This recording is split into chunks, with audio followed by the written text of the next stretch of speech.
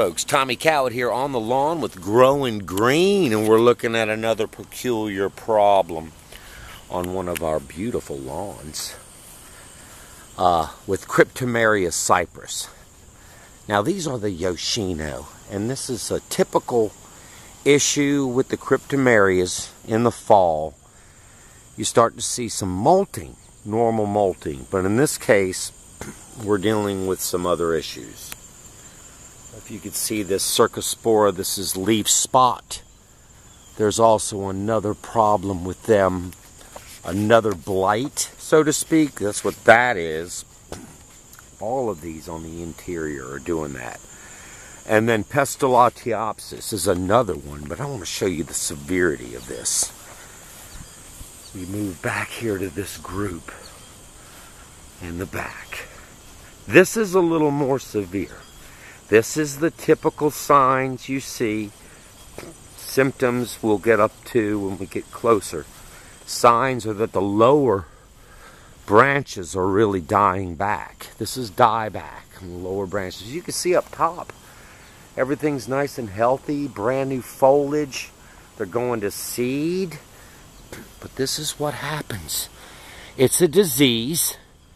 Now, probably caused by watering this lawn and prolonged leaf wetness on these guys here. And let's see, there's 3, 4, 5. You also will see scale. There's scale insect on some of this foliage that I've noticed on the tips. If I could get in really close, if that would focus.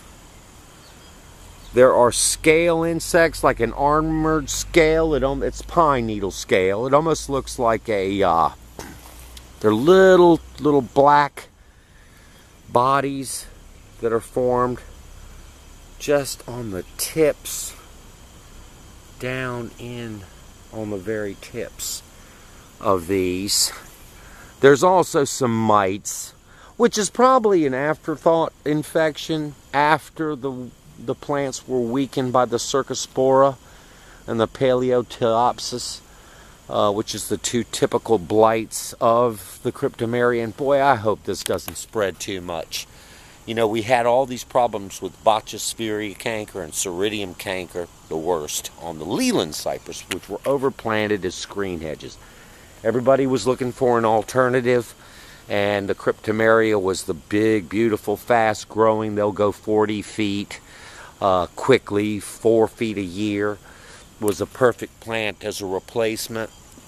And now we're seeing this, and it was bad last year, and it's getting worse this year. What we can do as a control is get over here with the fungicide and do some treatments on these. Probably the next year is going to be important too, since we know we have it. Another thing to do would be to remove all of the dead branches, discard them, get them out of here. I know they won't look too great for a while, but we can get these to come back. And then a good healthy fertilization. I noted one thing about these, and it's typical, the lower branches. These were planted in the baskets. The jury's out on that. I mean, they do say that if you plant in the metal basket, as you can see the little metal basket still on there, and that this thing is going to get huge and engulf that metal basket. But as you can see, a little mite sign here.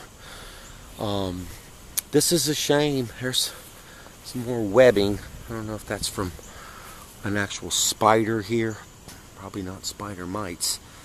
That's a spider. But this is Cercospora and Paleoteopsis fungus infection, or leaf blight on Cryptomeria Cypress.